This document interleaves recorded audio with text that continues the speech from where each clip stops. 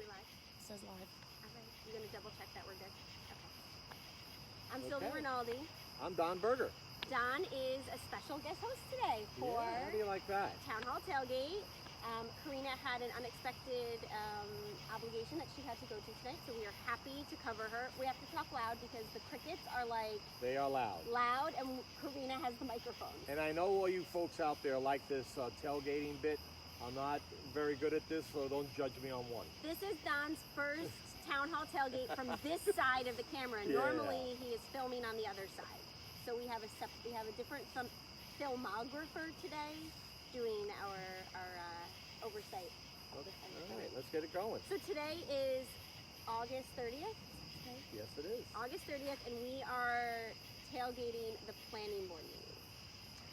Town of Montgomery Planning Board. And we'll start off with the comments session. Sylvia had something to say. Why don't you bring that up? Yeah, one of the things I noticed is that Morabito wasn't on the agenda, and that is the 30,000-gallon propane storage tank that is proposed for the corner of Beaver Dam, right next to 84. And they didn't have it on the agenda. It's actually been 2 meetings that it hasn't been on the agenda for. I did ask if there was an update on that, and the answer was no. There was no update. That the applicant was working on an updated site plan. Was that how he said it? Yeah, he was working on a site plan. But also, just so you folks do know, I did take pictures of a propane facility plan on Route 209 in Cutterbackville and presented it to the board. We presented pictures of Morabito up in Hancock, I believe. And the contrast is quite revealing how one company maintains and the other doesn't. Unfortunately, Morabito does not maintain it. And that's a real big problem for me anyway. That was essentially you took pictures of a propane tank that was well maintained, that was not Morabito. Right. And then we went up and saw Morabito site. Now I have to be fair that when we brought that up, Morabito said that whatever town they were in did not require them to do additional... Listen, that was just what they said.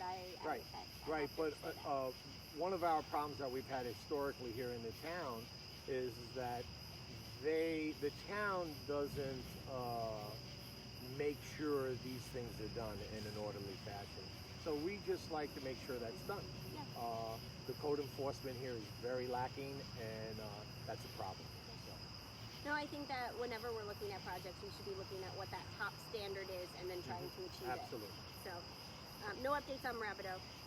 During the public comment, you were asking about the extensions of site plans. Right.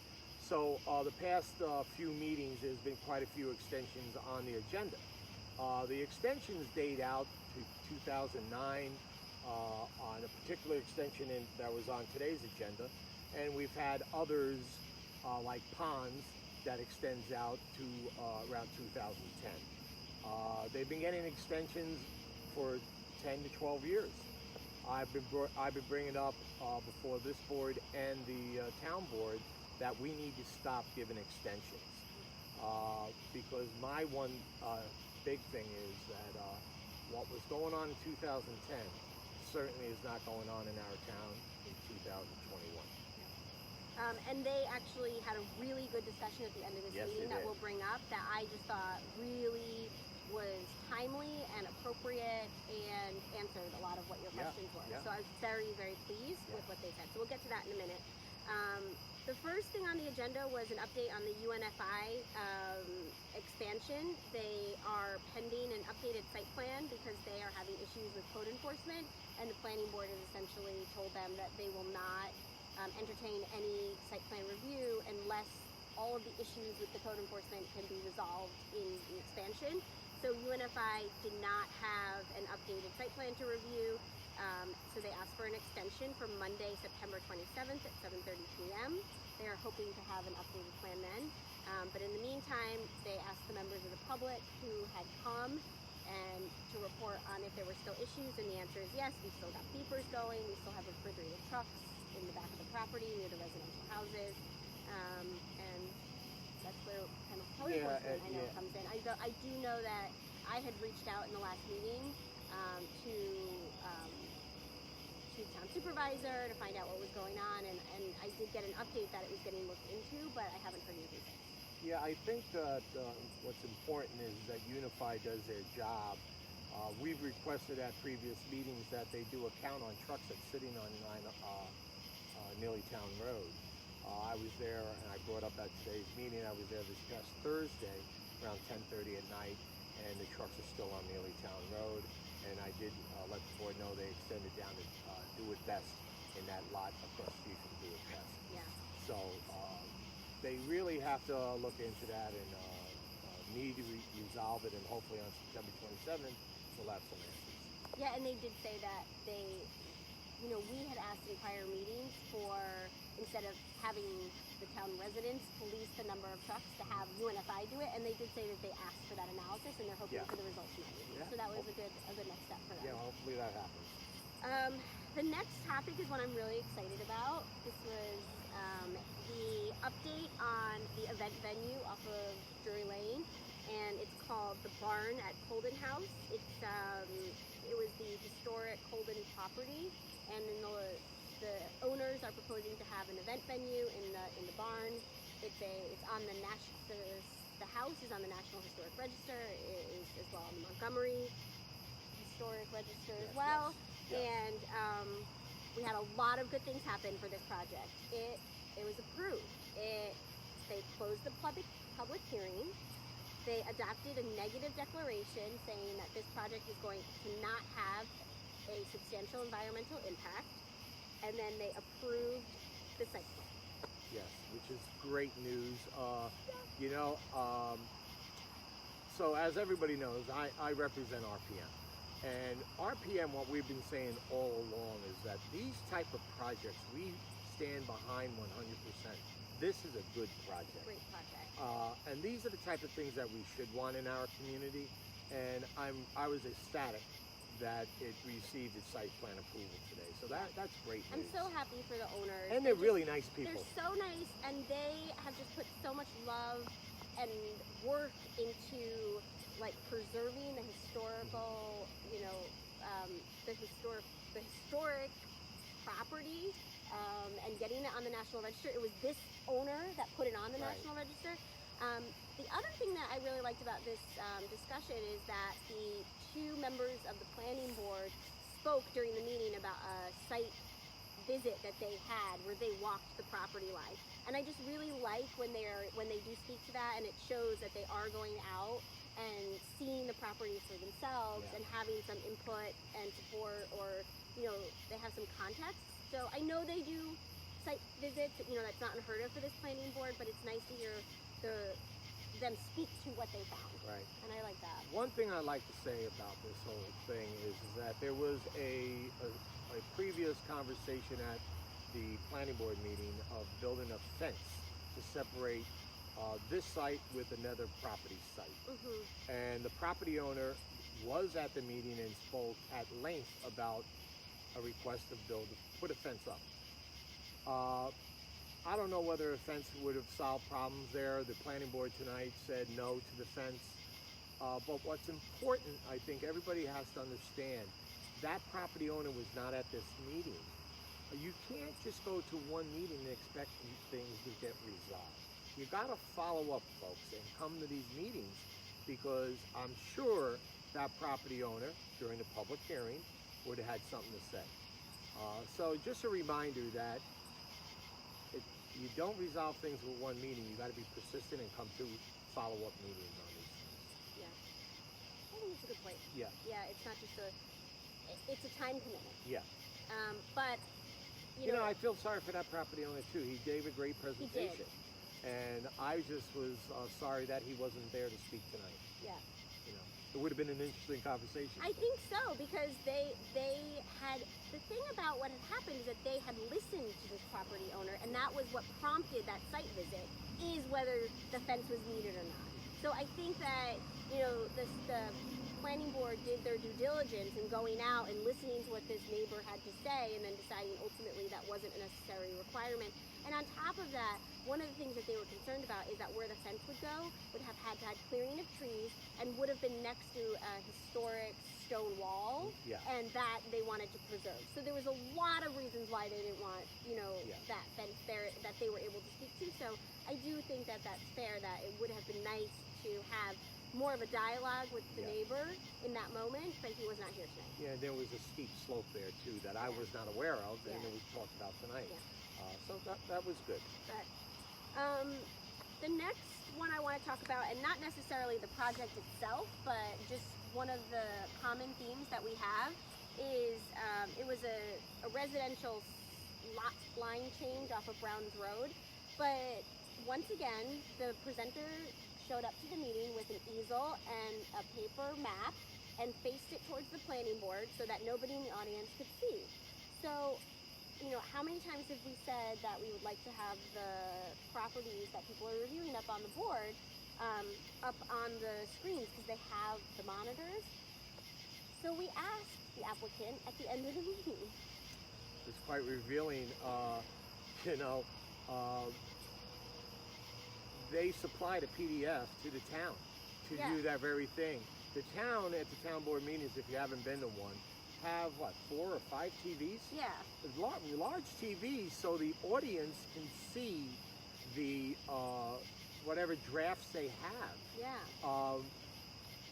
Today, everything faces the town board, so we're not able.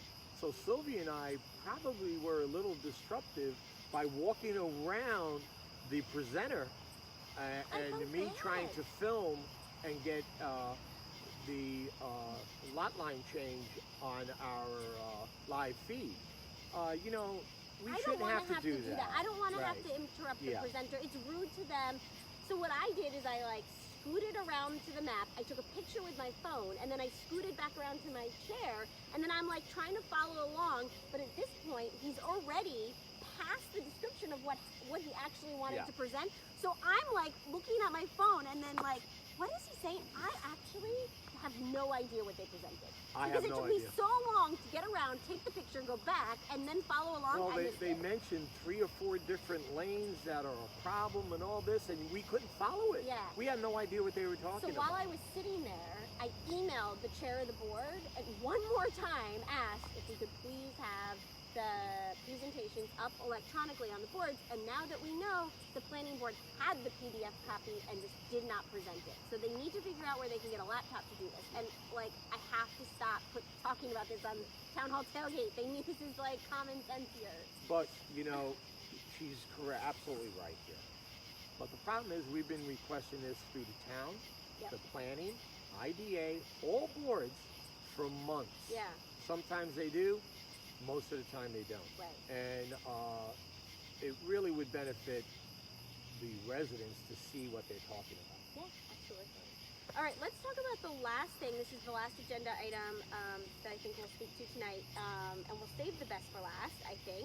So what they had is what we call the zombie approval, right? We've talked about this before. Karina has explained to me a zombie approval is, a site plan that received approval many, many years ago, and they never built whatever they wanted. They never started construction. So that site plan is set to expire in a specified amount of time, let's say 18 months. So every 18 months they go back to the planning board and ask for an extension, right?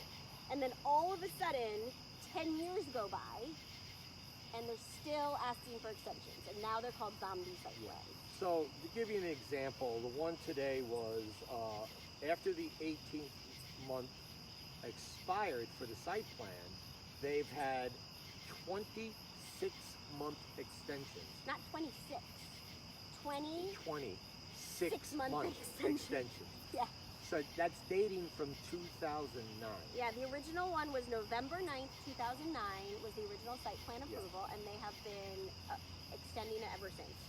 So what was nice, the attorney Rich Hoyt talked about this quite a bit, and he did express some caution, but he did say overall that something needs to be done because they are extended out quite a ways. Another example is ponds in Montgomery. I believe they have 54 extensions. They're shorter time frames, so they need more extensions because I think their original was a 2010 approval. Yeah. But what Patrick brought up, who's the lawyer for the planning board, is that once the town board provides direction, which is the next steps that the town board is looking to do, because that was a recommendation in the comprehensive plan on how long it would be before these site plans need to just expire and they would have to start from scratch, that we need to notify the property owners who have been getting these extensions that that's going to happen, because you can't just after 11 years say, oh, in this meeting you didn't get the extension, when you've set the precedent that that has been okay. You need to have some kind of engagement with the property owners that are going to be affected by this, and I think that that was a very fair point for him to give, and that's looking out for that property owner and not just, you know, surprising them. And I actually asked him to repeat it, so I completely understood what he was talking about. What's the importance of that? Why do we need to do that? Well, if you're living around in the town of Montgomery, there's secret reports that have to be done. Secret is your environmental impacts, right? So 2009, we all know, is a lot different than 2021. Well, the law gets updated, right, periodically. Yeah. So what I don't know is, did the update in the law affect whatever site plans we have? It's a good question. We don't know. And you brought that up, that sometimes, in some cases, there hasn't been any changes, and then in that case, you wouldn't want to have to go through the entire not waste of time, but go through the entire process just to have it come out exactly the same. But at some point, too long is too long. And he made that point. I think it was very fair. He was very, very fair about it, and he explained it very well to us. Moving forward, just so you know, we have talked to the town board at the town board meetings about this extension. They're supposed to be bringing it up, hopefully a Thursday September meeting. If not Thursday, maybe the second meeting in September. But Brian did promise that they will start discussing the extensions in September. So that's the good news. Definitely, especially with the comprehensive plan zoning changes that are upcoming. It kind of rolls into the same theme of changes in the town. So that's all we have for this meeting. So I wasn't so nervous. I think I got through it. I got through it. You're very serious, though. I am? feel like you need to lighten up a little. Me? Me? I gotta lighten up. Yeah, you're just we're very straightforward. I mean, you covered all the topics great, but there was no, we didn't get a chance to talk about the cheese truck that drove right past we started. You know, it was a very serious tailgate. It's okay, it's serious tailgate. All right. You did a great job, though. Okay. Thank you so much for doing this with me. Thank you for having me. I appreciate it. All right. Well, you will find. Did you unlock me yet? Oh, okay. Since you didn't ask me, but I'm going to answer. Oh, so what's going on with you? How do you do that? What's going on with you these days? So I am running for Montgomery Town Board, as is Priya Chicken, who's not here, but she will be here, I believe, on Thursday, because we're going to tailgate the town board meeting. The election is on November 2nd. If you're a town of Montgomery resident, you can also find me on Facebook at Sylvie Rinaldi for Montgomery Town Board, or my website, which is Rinaldi for Montgomery, or Instagram, which is also Rinaldi for Montgomery. And Karina has a whole bunch of similar ones that are like Karina for Montgomery on Facebook as well, and we like postings. We also have lots of things coming up in September. We have the Ride for Kids on September 12th. Ride for Kids right here in the parking lot in Town Hall. On September 11th is going to be the Montgomery Day booth, and Karina and I are going to be there pretty much all day at a booth in the village of Montgomery. So you need to get out to meet these folks. You gotta meet us. And then in September also we have the Walden Harvest Fest, which is September 25th, and the Tractor Parade, which is this Saturday. In the village of Montgomery. I don't know what time the parade starts, but I'm gonna ride a tractor. Oh my Lord. Oh my God. I'm so excited. If you've ever seen a drive a car, you wouldn't want to run a tractor. No, I'm not going to drive the tractor. Okay. I am going to be a passenger on the tractor. I tested it out to make sure I would be safe, and I'm getting my outfit together. Yep. Then let's not forget that we're going to have the Orange County Firemen's Parade right after the Montgomery Day Parade on September 11th. And October 2nd, we have the St. Pat's Ramble in the village of Montgomery. So there's a lot to do. Come out and meet these candidates. Yeah, we look forward to seeing everybody. Oh, the Tractor Parade starts at noon this Saturday, and it's going to be down Union Street. Yep. I'm so excited. Okay. I support tractor parades. All right. Yeah. All right, have a good night, everybody.